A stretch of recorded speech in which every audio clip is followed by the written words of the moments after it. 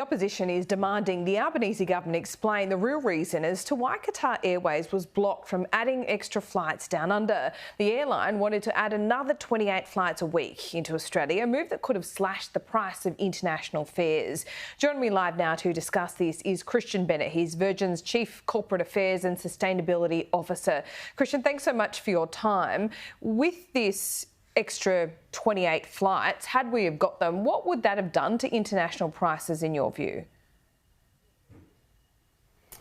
Oh, Laura, well, firstly, thanks very much for the opportunity to join you. Look, there's no doubt in our mind that international airfares, which currently sit at about, on average, about 50% higher than what they were pre-COVID, would unquestionably be reduced.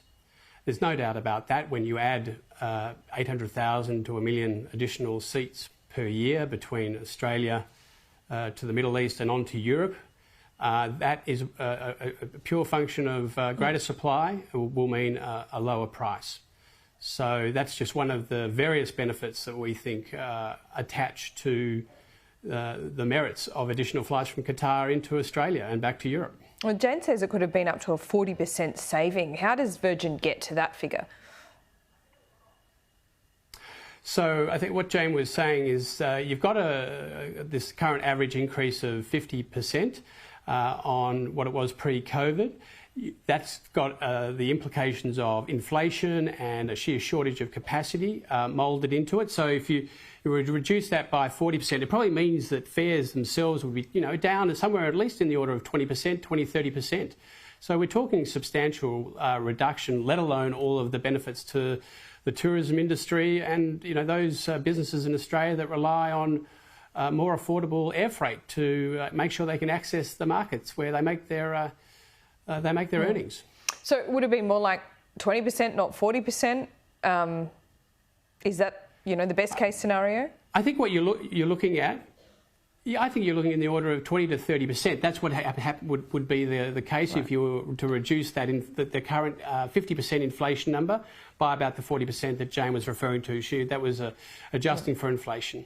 So how did all of this work behind the scenes? What explanation were you given as to why Qatar couldn't add those 28 flights? Well, Laura, we haven't been given a specific or a formal explanation.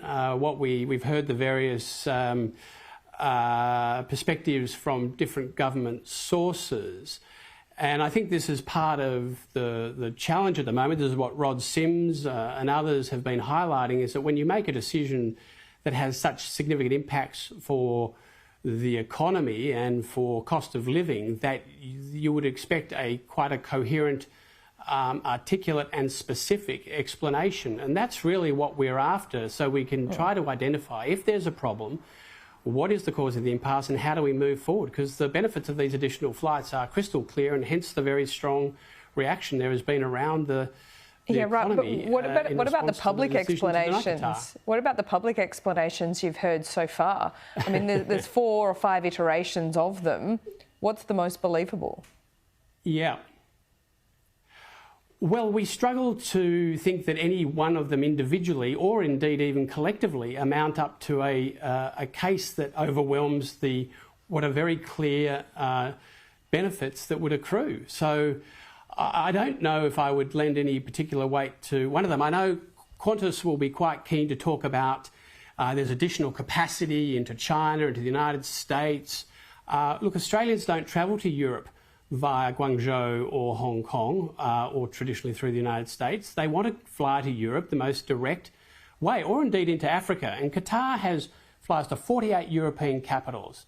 That is a really significant footprint that makes it extremely convenient for Australian travellers. And indeed, that's considerably more than Emirates. And that's why we think, from multiple perspectives, this is a decision that should be reviewed with great respect to the government. I mean, policy making is difficult, but we think a mistake has been made, and we think this decision should be reviewed. So reviewed on what grounds? And are you saying if you know what these grounds are, you would apply again? And would you do that, within weeks? Well, reviewed on the grounds that there has to date not been a cogent explanation for what is meant by a national interest decision.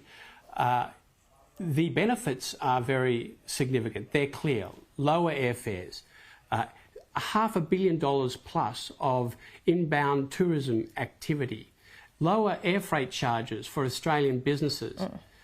So you've got some very clear, defined benefits, and all we have in return at the moment is this construct of national interest, which of course is very important, should always be applied. But if it's about protecting Qantas, which may have been an interpretation one could make from some comments from the government yesterday, public policy shouldn't be made for one company or one airline. Do you think that's what's happened here, Christian? To compete against Qantas as it is. Yeah. Do you think that's what's happened here? Well, there was a suggestion from. Well, it was a suggestion from the Assistant Treasurer that this was about the medium to long-term sustainability of the aviation sector, and we don't disagree that the medium to long term should be well considered. But the simple reality is giving Qatar additional flights right now will have no negative detrimental impact on the aviation sector. Indeed, it will help us to compete against our far larger rival. And we can understand why they didn't want Qatar to have these additional flights, because that hurts us. It acts to the detriment of Virgin Australia domestically and internationally, but more importantly, it hurts Australian consumers, business, and the tourism sector, which was hit hardest during COVID. To play devil's advocate, I mean, you are the competition, so you would say that, Christian, and I fully expect you to do that here this morning. But, I mean, are you talking about the government here artificially, protecting Qantas, making it more difficult for you to compete? Well, I certainly don't think it was an intended consequence. I think there is some unintended consequences here, and it's not just Virgin Australia saying this. You know, there are now a raft of stakeholders, whether it's former ACCC heads Rod Sims and Alan Fells this morning, whether it's interest in the agricultural sector, across the tourism sector, all saying we need more capacity into Australia so we can lower the cost of airfares for Australians who want to travel to Europe, and for tourists who want to visit Australia, to take advantage of the great value that Australia represents. But this enormous slug that occurs currently with international airfares is detracting people from taking up that opportunity. So, look, we think these are unintended consequences, and that's why we're respectfully asking that the decision be reviewed to fully consider. And what we thought and understood was quite widespread support across the bureaucracy and other states and so forth. We didn't think this was a contentious ask, other than in one particular quarter with which we're all familiar. Okay, so just to tie a little bow around that, you're asking for a review. Do you expect that to happen? Yes. You know, what's a reasonable time frame for that to happen? And, after a review, you'd expect to get the green light on those 28 extra flights because you haven't had a cogent and coherent reason as to why not. We would like the review, we would like it to occur quickly, and we believe when all the information that can be put on the table and weighed up against all the other equities, that there would be, we would hope, a favourable decision to unlock these lower airfares, unlock this tourism bonanza, and unlock the benefits for Australian exporters. What about the $2.5 billion in taxpayer funds that Qantas got during the pandemic? Do you have a view on whether they should pay that back?